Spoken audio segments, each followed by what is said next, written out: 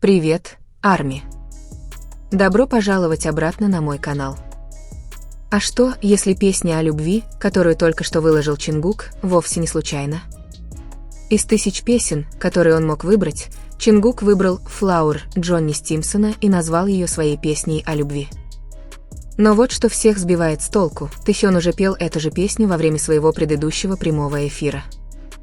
Тот же трек, та же мягкая энергия, тот же эмоциональный момент, совпадение или мы наблюдаем еще одну главу в той же схеме плейлистов, которую постоянно замечают фанаты?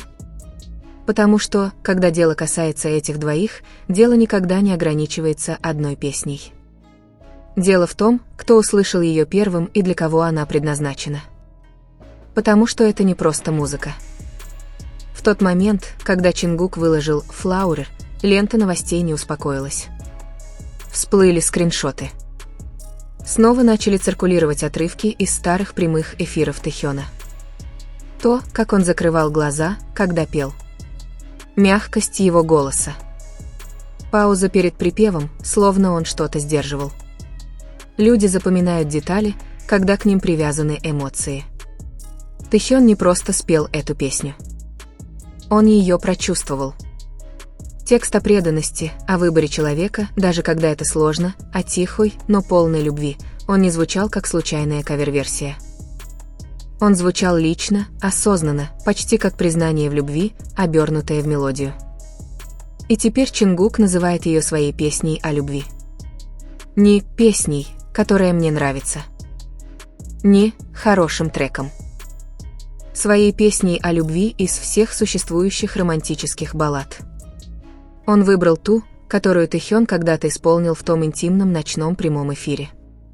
Ни сценического света, ни хореографии, только он и камера. И теперь Чингук помещает ту же песню в совершенно другой контекст, но с названием, которое меняет все – любовь. Напряжение негромкое. Оно тонкое. Оно в моменте.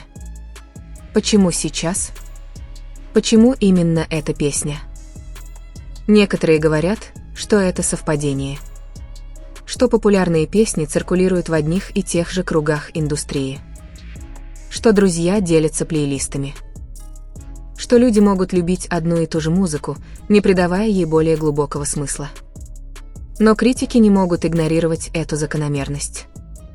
Дело никогда не ограничивается одной песней. Это переплетение вкусов, зеркальные подписи, эмоциональные параллели, моменты, которые совпадают слишком идеально, чтобы казаться случайными. И что делает это еще более тяжелым, так это тишина, никаких пояснений, никаких объяснений.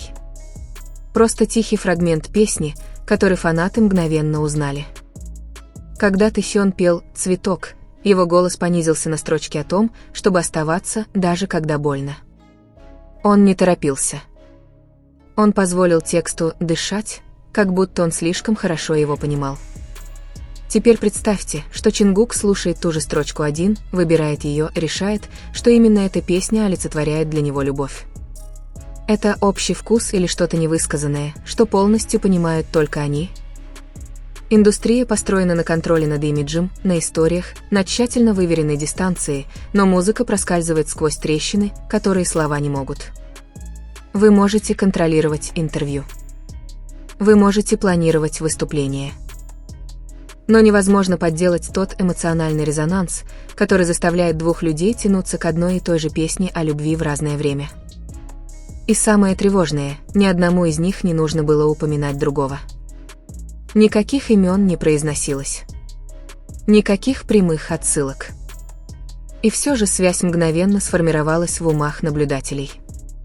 Это произошло автоматически, как будто все элементы уже были на своих местах, просто ждали еще одного шуга, чтобы все встало на свои места. Возможно, именно это и делает ситуацию опасной. Потому что, когда повторяются шаблоны, люди перестают называть их совпадениями. Обвинения в совпадении плейлистов когда-то были шуткой, игривой теорией, мемом. Но с каждым повторением шутка все меньше похожа на вымысел и все больше на нечто тщательно скрытое на виду. Если это было случайно, то это случайность, которая повторяется снова и снова. Если это было преднамеренно, то это послание, замаскированное под музыку. И вот вопрос, на который пока никто не может ответить. Выбрал ли Чингук песню «Flower», потому что любит ее, или потому что помнит, кто ее первым исполнил? И если это действительно его песня о любви, о ком он думал, когда нажимал кнопку «Поделиться»? Тишина после этого вопроса громче любого ответа. Потому что, если бы это было случайностью, она бы уже давно затихла. Вместо этого клип продолжает прокручиваться в умах людей. Тихое напевание Тэхёна перед припевом. Спокойная уверенность Чингука, когда он назвал это своей песней о любви.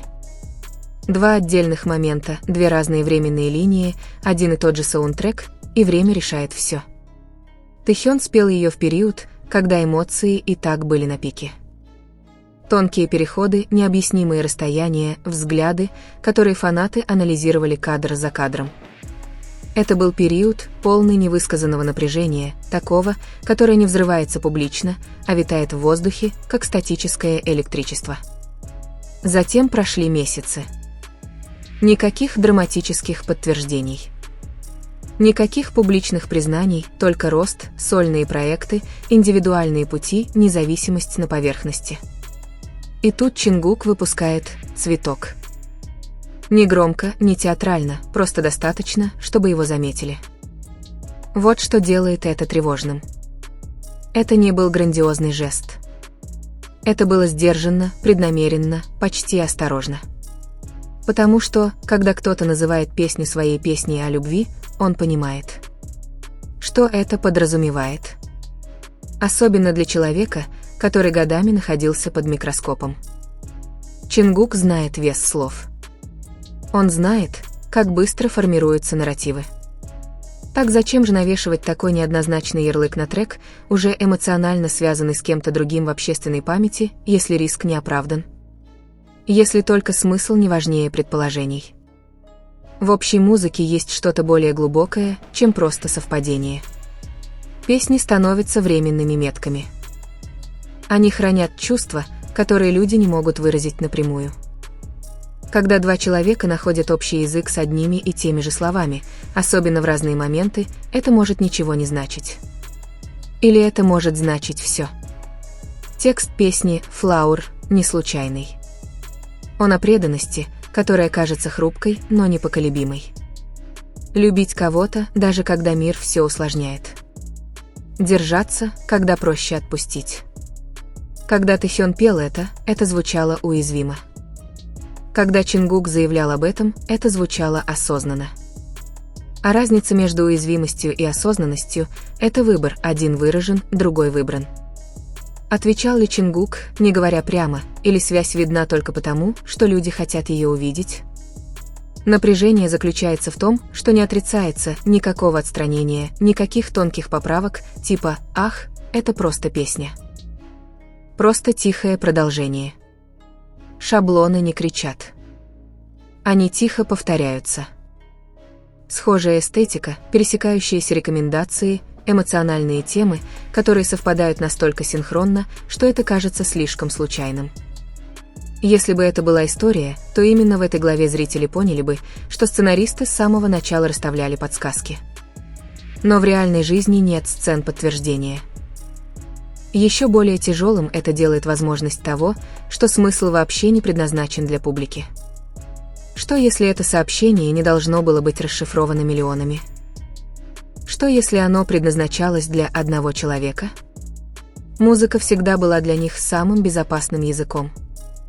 Никаких прямых заявлений, никаких заголовков, только интонации, тексты, ритм. И если Чингук знал, что Тэхён когда-то бережно хранил эту песню, если он помнил, как тот ее пел, как смягчался его голос на определенных строчках, то поделиться ею сейчас – это не случайность. Это воспоминание. Это признание. Или, может быть, это тоска. Но вот тут все становится сложнее. Потому что если это было сделано намеренно, возникает более сложный вопрос. Почему именно сейчас? Что изменилось? Почему вновь появилась песня, связанная с таким конкретным эмоциональным моментом? Было ли это завершением? Успокоением? Или чем-то незавершенным, отказывающимся оставаться похороненным? Самые опасные возможности – это те, которые находятся между надеждой и реальностью, неподтвержденные, неопровергнутые, просто существующие. И чем больше люди пересматривают тот концертный клип Тэхёна, тем больше они замечают кое-что еще. Это легкая улыбка в конце песни, словно он знал что-то, чего не знал никто другой. Теперь представьте эту улыбку в свете недавнего выбора Чингука. Она все еще выглядит случайной? Или это похоже на предзнаменование? Возможно, настоящая история не в том, есть ли у них общий плейлист. Возможно, дело в том, есть ли у них общие воспоминания, связанные с этим плейлистом. Потому что песни связывают людей не только на публике, но и в частной жизни. И если «Flower» действительно песня о любви Чингука, то где-то за пределами предположений, за пределами теорий, есть конкретная причина, конкретный человек. И пока один из них не разорвет эту цепочку, пока один из них не нарушит ритм, в который они постоянно случайно попадают, вопрос будет оставаться открытым. Не противостоят ли они обвинениям, а кому на самом деле эта песня. И если в следующем месяце появится еще один общий трек, будет ли это по-прежнему считаться совпадением? Или это наконец-то будет похоже на подтверждение, которое вот-вот произойдет? Следующие перемены не сопровождались официальным объявлением. Они произошли тихо. Удаленный пост в истории, ночной онлайн-статус, подпись, отредактированная дважды за несколько минут.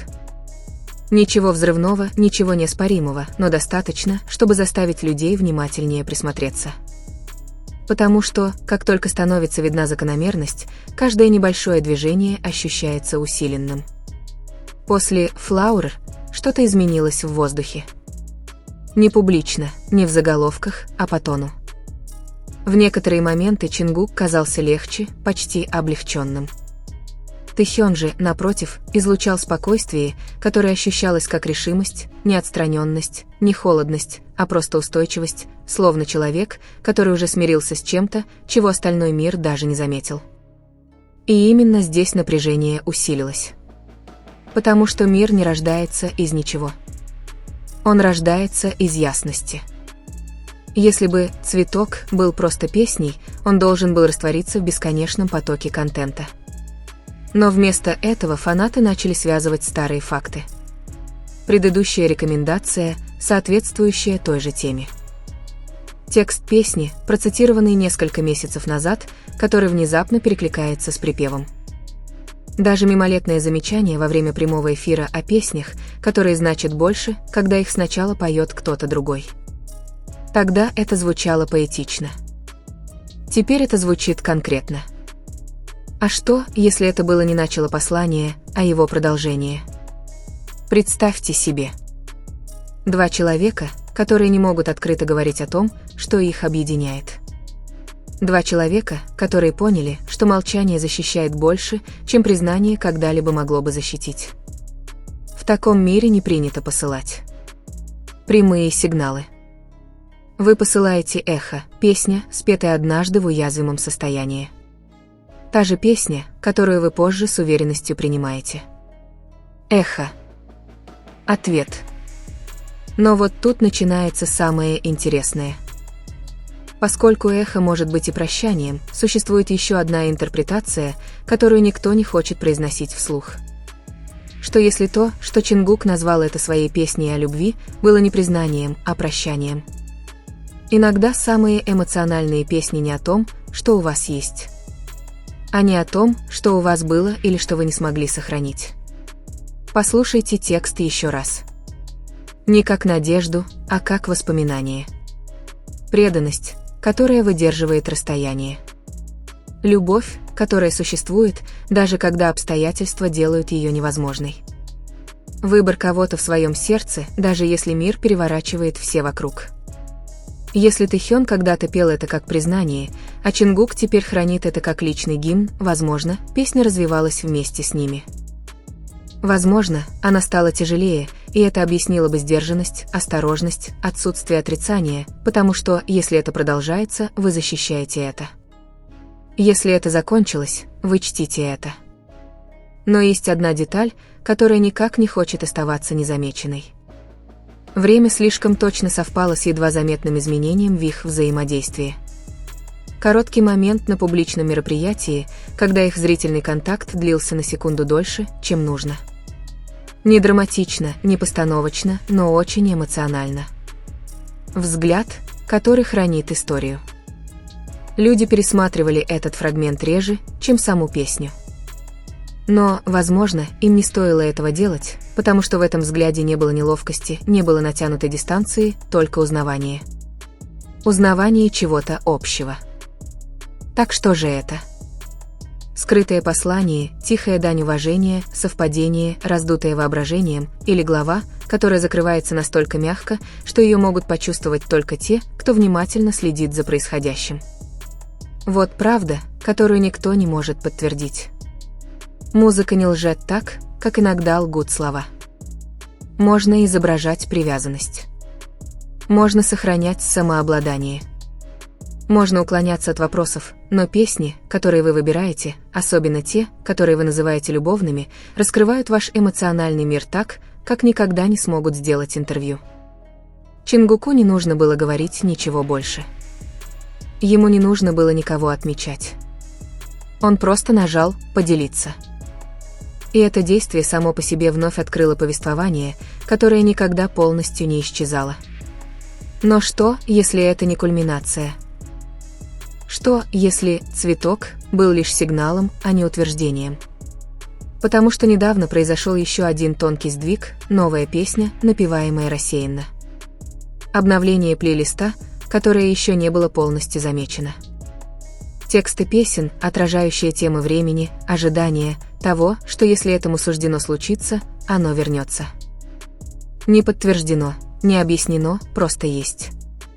И если эта закономерность продолжится, если произойдет еще одно совпадение, еще один зеркальный момент проскользнет, тогда это уже не будет просто совпадением. Это будет ритм, который понимают только два человека. Настоящий вопрос не в том, читают ли они один и тот же плейлист. Вопрос в том, продолжают ли они писать одну и ту же историю. И если да, то кто первым нарушит молчание? Или следующая песня наконец скажет то, что ни один из них никогда не мог сказать? Следующая подсказка появилась не в виде заголовка. Это прозвучало как шепот, мелодия, напеванная Чингуком в непринужденный момент.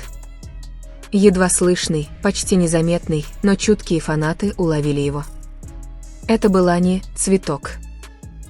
Это была другая песня и текст о времени, о двух людях, снова пересекающихся после того, как выбрали разные пути, о любви, которая не исчезает. Она просто ждет. И вот тут все становится предельно ясно за несколько недель до этого. Тэхён опубликовал фотографию с подписью, которая казалась поэтичной, но странно связанной с реальностью. Некоторые вещи возвращаются, когда им суждено. В то время это читалось как философская мысль. Теперь это выглядит как контекст, без прямых отсылок. Нет общих рамок, нет очевидной связи, только фрагменты, которые, кажется, отвечают друг другу на расстоянии. Фрагмент. Ответ. Фрагмент. Ответ. Это начинает выглядеть не как совпадение, а скорее как хореография без сцены. Но вот о чем никто не говорит. А что, если синхронность ощущается потому, что они знают, что за ними наблюдают? А что, если тонкость – единственный оставшийся безопасный язык? Публичное опровержение мгновенно положило бы конец всем спекуляциям. Простое разъяснение могло бы развеять все теории.